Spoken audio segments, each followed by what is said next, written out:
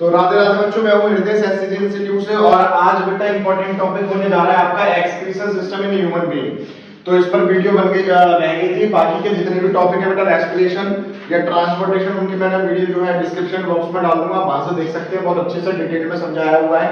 तो बात चल रही है बेटा excretion system in human being. तो एक्सक्रीशन पहले समझने की कोशिश करते हैं। एक्सक्रीशन होता क्या है? जब हमारी बॉडी से जो है नाइट्रोजनियस वेस्ट रिमूव हो जाता है तो वो क्या होता है बेटा? एक्सक्रीशन कहलाया जाता है। क्लियर हो रही है ये बात? अब नाइट्रोजनियस वेस्ट की अगर मैं बात करूं तो नाइट्रोजनियस जो वेस्ट है, नाइट्रोजनियस जो वेस्ट होगा आपकी बॉडी में से, वो कौन कौन सी चीजें हो सकती है बेटा? एक तो हो सकता है यूरिक, ठीक है, यूरिक एसिड, और एक क्या हो जाएगा बेटा? यूरिन, और एक क्या हो जाता है बेटा?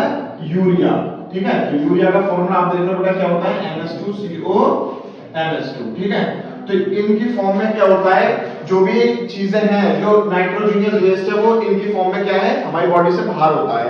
अच्छा, एक चीज मैं आपको और बता देता हूं कि देखो, पसीना होता है, स्वेट, या कुछ गैसेस होती हैं, यस और नो, या फिर बेटा क्या होता है कि मान लो कुछ सॉल्ट, ठीक है, वो भी हमारी बॉडी से रिमूव किया जाता है। तो वो सारा का सारा किसमें आएगा बेटा?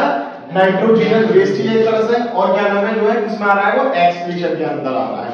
ठीक है, तो एक्सक्रीटरी जो सिस्टम है वो हमारा यहाँ पर बना हुआ है। यहाँ पर क्या होता है बेटा? एक पेयर जो है किडनी होती है, जिसमें कि एक राइट किडनी होगी, लेफ्ट किडनी होगी, और यहाँ पर बेटा एओर्टा आ रही है, यहाँ पर इंटीरियर वीना कावा आ रही है, और यहाँ पर जो है ये यूरेटर होता है। इसी में ही हमारा जो यूरिन होता है वो फॉर्म होता है, क्या फिल्टर हो जाता है, अभी डिस्कस करेंगे हम उसको। और ये यूरिनरी ब्लैडर होगा। यहाँ पर क्या है, जो आपका यूरिन होगा वो फॉर्म होना शुरू हो जाता है, जो कनेक्टेड होगा नर्वस सिस्टम से, और जैसे ही वो फिल हो जाएगा, हमें लगेगा कि टॉयलेट जाना चाहिए, तो फिर हम टॉयलेट चले जाते हैं, यूरिथ्रा के द्वारा जो बाहर हो जाता है। ये वाली बात क्लियर हो रही है बेटा?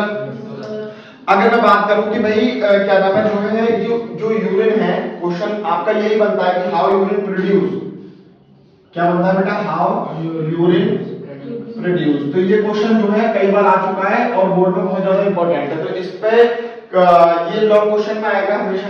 ठीक है, और इस पर किस तरह से आप लिख सकते हो? तो पहला जैसा पॉइंट है, तो पॉइंट वाइज मैं आपको समझा देता हूं कि पॉइंट वाइज किस तरह से लिखा हुआ होगा। ठीक है, तो क्या होगा कि each kidney contain many filtration unit. क्या होता है बेटा? जो भी किडनियां हैं ये और ये, ईच किडनी क्या होगा? Each kidney contain many filtration, contain many filtration unit, filtration unit, और उसको हम क्या बोलते हैं बेटा? नेफ्रॉन। ये आपको बहुत अच्छे से याद रखना है।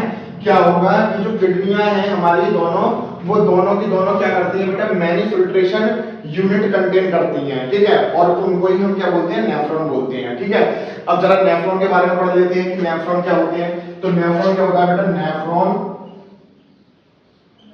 आर मेड अप ऑफ, क्या हो जाएगा बेटा?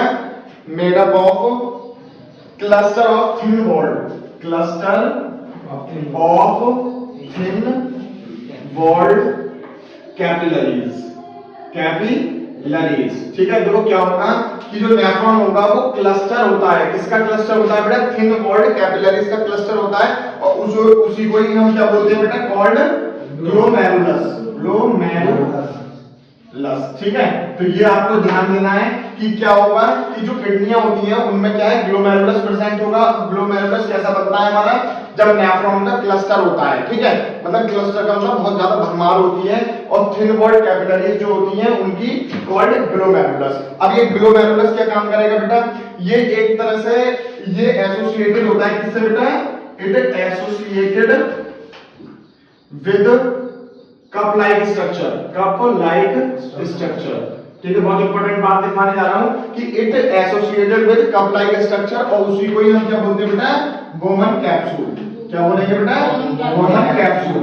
ये वाली बात क्लियर हो रही है? समझ में आ रही है बहुत अच्छे से?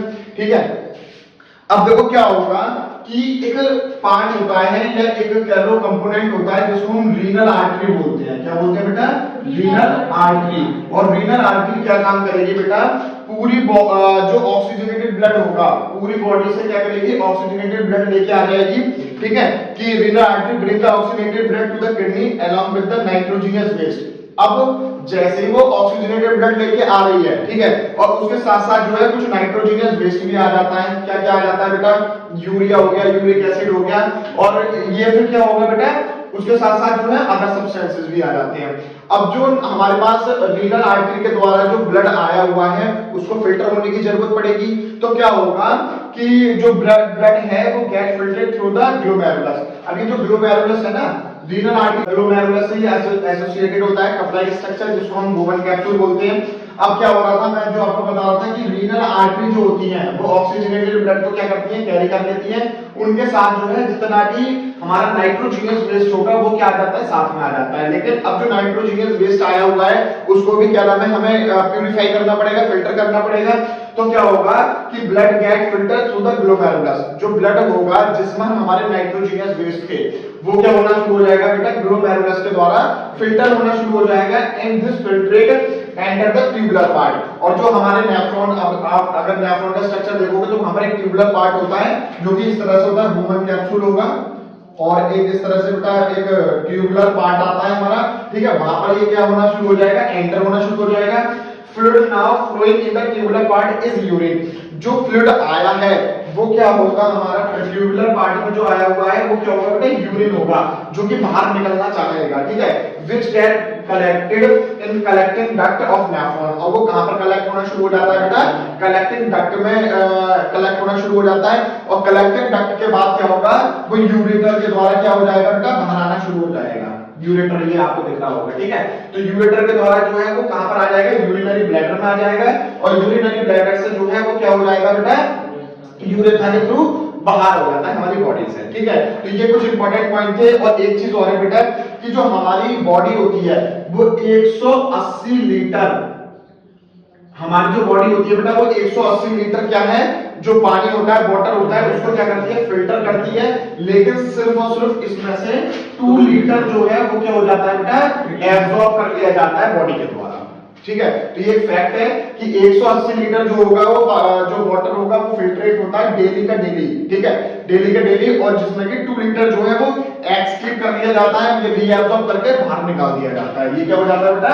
एक्सक्रीट हो जाता है। क्लियर हो रही है ये बात? तो ये कुछ इंपॉर्टेंट पॉइंट्स थे जो कि हमारे इसमें आ रहे हैं बेटा, excretory system in human being में आ रहे हैं। तो ये आपको लिखना पड़ेगा जब आपसे पूछा जाएगा कि हाउ यूरिन इज प्रोड्यूस, ठीक है।